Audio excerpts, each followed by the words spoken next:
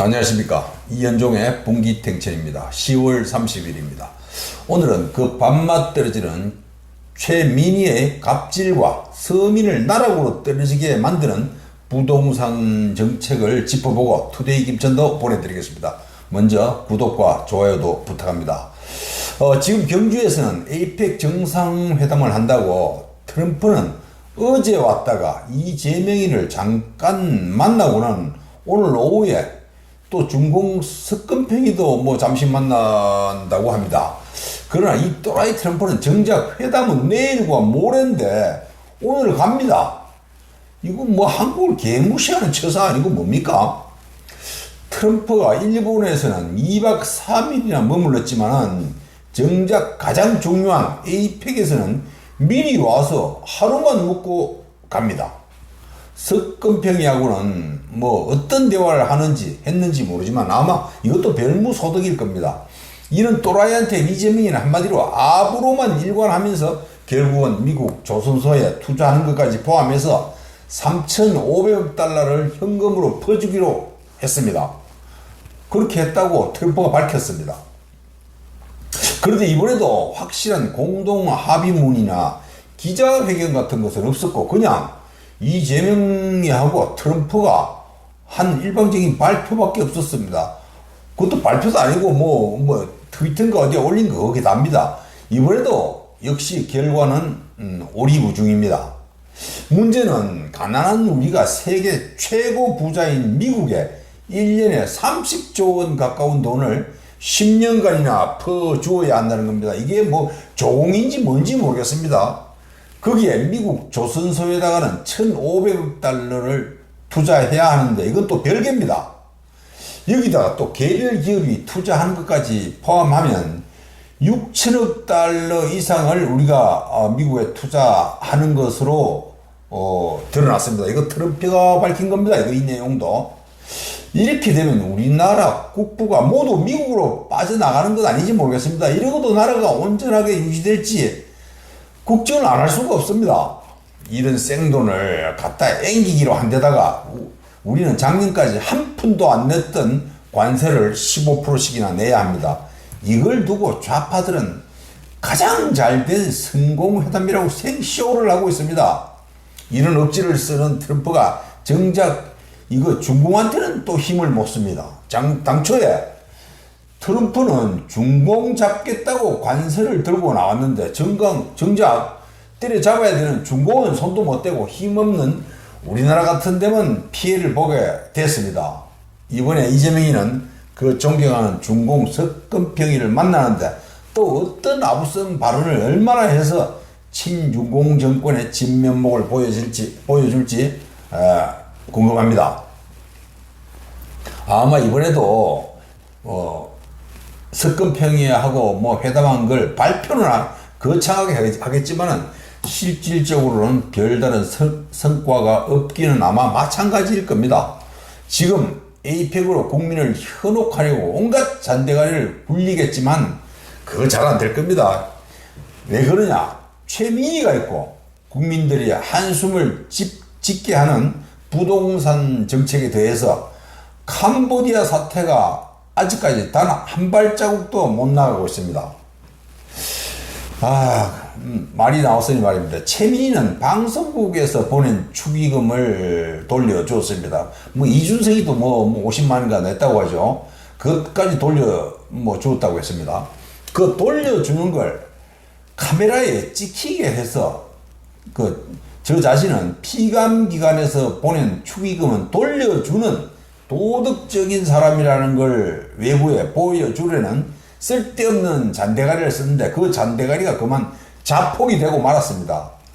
방송국 같은 곳은 뒷말이 나올 소지가 있으니까 돌려주면서 그걸 카메라에 들킨 것으로 연출한 겁니다만은 결과는 반대로 돌아왔습니다.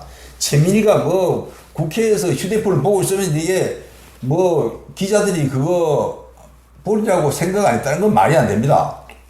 이 보기만 해도 밥맛 떨어지게 더럽게 혐오스럽게 생긴 최민희가 국민을 완전한 바보로 알았지만 그러나 국민은 지가 생각하는 정도로 천치 바보는 아니어서 거꾸로 그게 난리가 나고 말은 겁니다.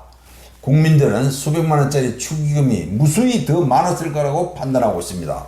방송국에서 이 정도 100만 원씩 보냈으면 다른 기관은 말할 것도 없이 훨씬 더 많이 보냈을 거라는 생각을 하는 겁니다.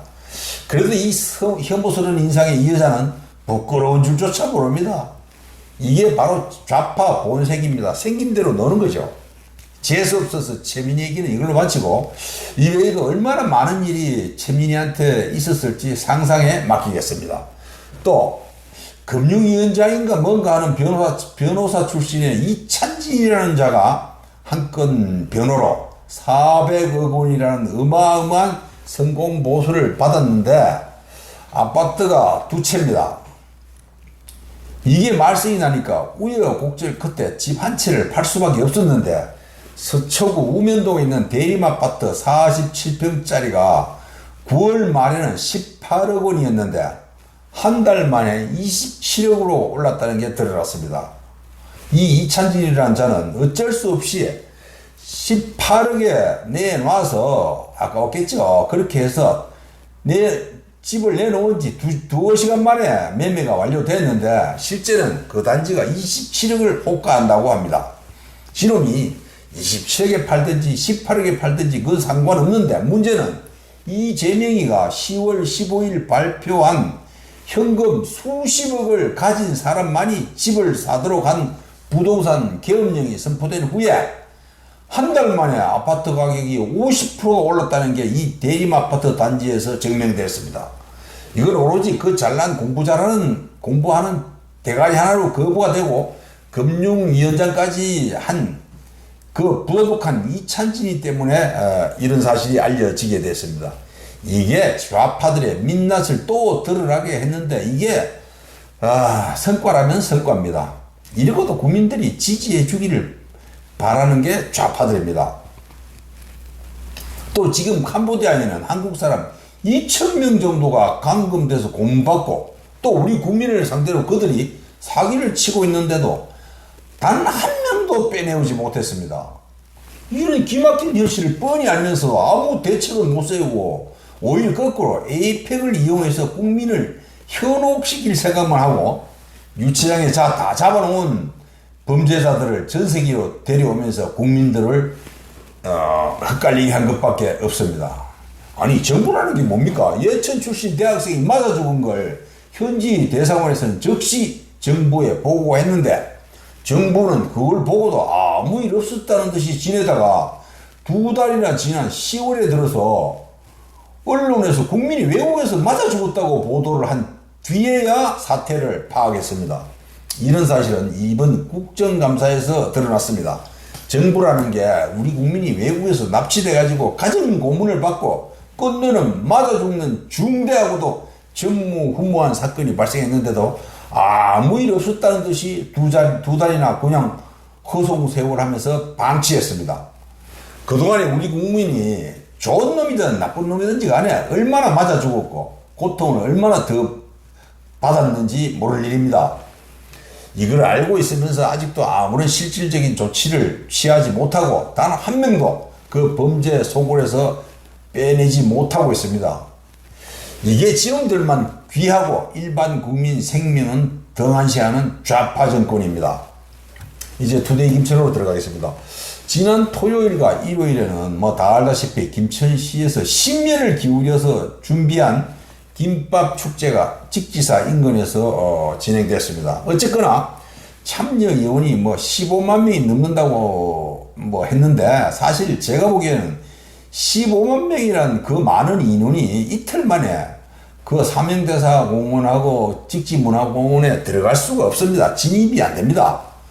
제가 상식적으로 봐서는 한 10만 명 정도는 그래도 좋게 될 것 같습니다. 어쨌거나 이틀 동안 일대는 발 디딜 틈이 없었습니다. 김천시가 작년에 극심했던 교통 문제를 해결하기 위해서 확실한 버스 전용 차로제를 통해서 교통 문제는 완벽하게 해결했습니다. 그래서 성공축제라는 평가를 받는 겁니다. 일부에서는 성룡차로 갔는데 문제가 너무 많았다는 불평도 있습니다만은 눅눅하고도 빨리 갈 수 있는 셔틀버스가 잔뜩 대기하고 있는데 그걸 알면서도 승용차를 이용한 것은 스스로가 고생을 자체한 거기 때문에 그런 항변은 수용이 될 수가 없습니다. 그래서 그런 차량 정체 현상을 해소하기 위해서 많은 돈을 들여서 대중교통인 버스를 김천시가 대대적으로 투입했습니다. 또 작년에 교통 문제와 함께 가장 큰 불만을 샀던 김밥 부족 사태도 대형 김밥 공장을 입점시키는 한편 대대적인 부스 설치로 이것도 거의 해결이 됐습니다. 여기서 가장 큰 성공 요인은 쓸데없는 개막식 행사가 없었다는 겁니다. 배낙포 시장은 형식적으로는 필요하다고 볼 수 있지만은 관람객들로 봐서는 번거롭고 따분하기만 한 공식 개막 행사를 과감히 없애버렸습니다. 사실 관람객 입장에서는 개막식 공식 행사는 가수의 신나는 공연 같은 것도 있지만은 개막식을 하는 이유는 사실 바로 선거직 공직자들의 얼굴 알리는 무대라는 인식이 강합니다. 공식 행사를 하게 되면 각종 사전 행사에 이어서 시장과 국회의원의 하나만한 인사말부터 시작합니다. 이뿐이 아닙니다. 시장, 국회의원이 끝나면 도의원 몇 사람, 시의회 의장이 또 뒤를 잇고 또 지역 시의원까지 인사말에 가세합니다. 또 이게 여기서 끝나는 게 아니고 인사말을 못한 각종 사회단체장과 시의원, 도의원들에 대한 개인 소개까지 해야 합니다. 관람객들로 봐서는 참 지루한 일입니다. 이 점을 감안해서 배낙포 시장은 과감히 없앤 겁니다. 배 시장으로 봐서도 왜 자신을 대중에게 홍보할 수 있는 좋은 기회라는 걸 모르겠습니까? 그러나 행사의 원만한 진행을 통한 관람객 편의를 위해서 이 요식적이라고 볼 수 있는 행사를 포기한 겁니다. 이건 아무것도 아닌 것 같지만 대단한 결단이라고 봐야 합니다. 타 지역에서도 이번 개막 행사 취소를 두고 상당한 결단이라고 평가하고 있습니다. 선거로 진출한 공직자라면 누구나 대중 앞에 나서서 자신을 알리려고 하는데 이걸 포기했기 때문에 작지만 큰 결단이라고 보는 겁니다. 이런 고객 위주의 마인드로 임했기 때문에 이번 축제가 2회 만에 성공할 수 있었습니다. 단지 아쉬운 점이라고 한다면 김밥 축제라고 하지만 특별히 참가자들이 많이 참가할 수 있는 별도 행사가 적었고 오로지 김밥 먹는 데만 집중한 관계로 별다른 흥미거리가 부족했다는 점입니다. 이건 타 지역 참가자들이 지적한 문제라면 문제입니다. 김천시는 이런 점을 감안해서 내년에는 좀 더 발전적인 축제를 준비해야 할 것 같습니다. 그리고 평화동에 있는 시립도서관이 항상 주차장 부족으로 문제가 많았습니다.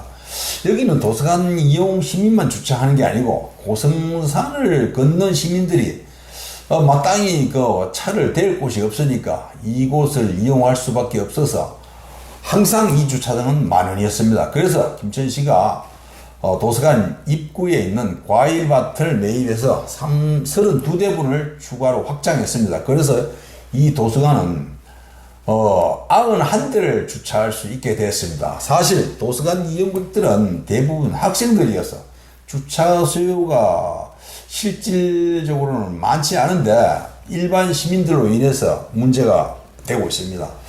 이것만으로 모두 충족은 안 되겠지만 어느 정도는 해소가 될 것 같습니다.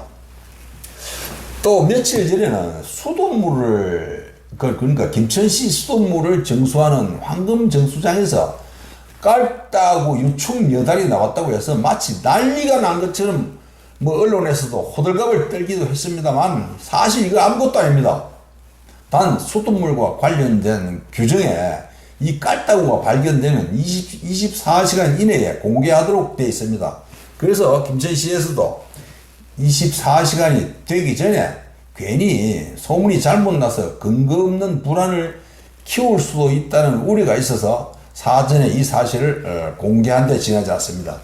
처음에는 정수장에서 알 1개가 나왔는데 나중에 또 배수장도 검사를 해보니까 거기서도 몇 알이 나왔습니다. 그러나 시설을 보완하고 여러 가지 조치를 취한 끝에 30일 현재 정수장에서는 더 이상 유충이 발견되지 않고 있습니다. 이렇게 되면 앞으로 며칠 내에 배수장에서도 유충이 사라지게 됩니다. 아무 걱정할 것도 없고 수돗물을 먹을 일이 있으면 끓여서 마시면 아무 탈이 없습니다. 이 모기하고 비슷하게 생긴 깔따구라는 것은 물에 주로 서식하는데 학술적으로는 익충으로 구분되는 벌레입니다. 그래서 이거는 인체에 들어가더라도 별 해가 없는 것으로 알려져 있는데 사실 아무것도 아닌 일로 뭐 난리가 났다고 밖에 할 수 없습니다. 그러니 시민들은 이 문제에 대해서 아무 걱정할 필요가 없다고 말씀드립니다. 오늘 이만 마치겠습니다. 감사합니다.